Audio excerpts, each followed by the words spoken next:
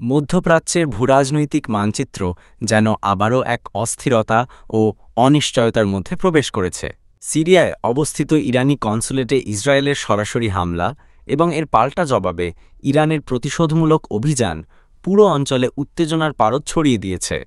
এই প্রেক্ষাপটে অনেকেই প্রশ্ন তুলছেন, ইরান কি ইরাকের মতো কোনো অশুভ ভবিষ্যতের দিকে এগিয়ে যাচ্ছে? আয়াতুল্লাহ আলী খামিনির ভাগ্য কি হতে যাচ্ছে সাদ্দাম হোসেনের মতো? এমন প্রশ্ন এখন শুধু রাজনৈতিক বিশ্লেষকদের মধ্যেই নয়, সাধারণ মানুষের মধ্যেও আলোচনার কেন্দ্রে। কারণ যা ঘটছে তা একেবারেই নতুন নয়। এর ছায়া আমরা অতীতেও দেখতে পেয়েছি আরেকটি দেশের ক্ষেত্রে। সেই দেশটির নাম ইরাক। সাদ্দাম হোসেন ছিলেন ইরাকের একচ্ছত্র ক্ষমতার অধিকারী। 1980 সালে তিনি ইরানের উপর আগ্রাসন চালিয়ে শুরু করেন ভয়াবহ ইরান-ইরাক যুদ্ধ। আবার 1991 সালে প্রথম উপসাগরীয় যুদ্ধ চলাকালে তিনি ইসরায়েলের উপর স্কাড ক্ষেপণাস্ত্র নিক্ষেপ করেন। তখন যুক্তরাষ্ট্রের চাপে ইসরায়েল পাল্টা হামলা চালায়নি।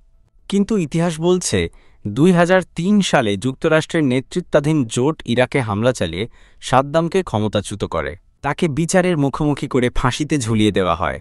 এই প্রেক্ষাপটে আজ ইরানের বর্তমান সর্বোচ্চ নেতা আয়াতুল্লাহ আলী খামিনিকেও সামনে দাঁড় করানো হয়েছে। কারণ ইসরায়েলের প্রতিরক্ষা মন্ত্রী ইসরায়েল কার্টেজ সম্প্রতি এক বিস্ফোরক মন্তব্যে বলেছেন, ইরানের বিরুদ্ধে তাদের অভিযানের অন্যতম লক্ষ্য হচ্ছে খামিনিকে হত্যা করা। এমনকি তিনি দাবি করেছেন, এই ব্যক্তি যিনি ইসরায়েল ধ্বংসের জন্য কাজ করছেন তার বেঁচে থাকার অধিকার নেই। এই মন্তব্যের কিছুদিন আগেই সাবেক মার্কিন প্রেসিডেন্ট ডোনাল্ড ট্রাম্প বলেছিলেন, আমরা খামিনিকে এখনই হত্যা করছি না, তবে আমাদের ধৈর্য ফুরিয়ে আসছে। এই হুমকির প্রেক্ষিতে এবার মুখ খুলেছেন শিয়া বিশ্বের এক গুরুত্বপূর্ণ ধর্মীয় নেতা গ্র্যান্ড আয়াতুল্লাহ আলী আল সিস্তানি। ইরাকে অবস্থানকারী এই প্রভাবশালী আলেম স্পষ্ট করে বলেছেন, ইরানের ধর্মীয় ও রাজনৈতিক শীর্ষ নেতৃত্বকে হত্যা করা হলে পুরো মধ্যপ্রাচ্যে ভয়াবহ পরিণতি নেমে আসবে। তার মতে এই ধরনের পদক্ষেপ ভয়ঙ্কর অরাজকতার জন্ম দিতে পারে, যা শুধু ইরান নয়, গোটা অঞ্চলকে অস্থির করে তুলবে। ইরান ও ইসরায়েল সরাসরি সংঘাতে জড়িয়ে পড়ার পর আন্তর্জাতিক গণমাধ্যমের বিশ্লেষণে দেখা যাচ্ছে, এই সংঘাতে সবচেয়ে বেশি ক্ষতিগ্রস্ত হয়েছে ইরান। তাদের ক্ষেপণাস্ত্র প্রতিরক্ষা ব্যবস্থার সীমাবদ্ধতা, সামরিক দুর্বলতা এবং কূটনৈতিক চাপ সবকিছু মিলিয়ে ইরান এক কঠিন পরিস্থিতিতে পড়েছে।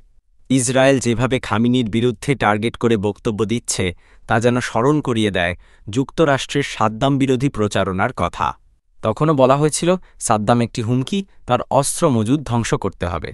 আজ একই যুক্তি আবারও খামেনিকে ঘিরে সামনে আসছে। তাহলে কি ইরান ইরাকের পথে হাঁটছে? এই প্রশ্নের উত্তর এখনও অস্পষ্ট। তবে ইতিহাসের দিকে তাকালে স্পষ্ট হয়, আন্তর্জাতিক রাজনীতিতে শত্রু চিহ্নিত হলে এবং একটি রাষ্ট্রকে বৈশ্বিক নিরাপত্তার জন্য হুমকি হিসাবে উপস্থাপন করা গেলে তার উপর সামরিক অভিযান চালাতে শক্তিধর রাষ্ট্রগুলোর সময় লাগে না। কিন্তু ইরান ইরাক নয়, এটি শুধু একটি রাষ্ট্র নয়, বরং শিয়া ইসলামী বিপ্লবের জন্মভূমি। খামেনি শুধু রাষ্ট্রপ্রধান নন, তিনি একজন ধর্মীয় নেতা। তাকে হত্যা করার চেষ্টা শুধু রাজনৈতিক হত্যা হিসেবে বিবেচিত হবে না, তার ধর্মীয় দৃষ্টিকোণ থেকেও মারাত্মক সংঘাতের জন্ম দিতে পারে। বিশেষ করে মধ্যপ্রাচ্যের শিয়া জনগোষ্ঠীর মধ্যে এই ঘটনা প্রবল প্রতিক্রিয়া সৃষ্টি করতে পারে। তালাশবিডি.com, ঢাকা।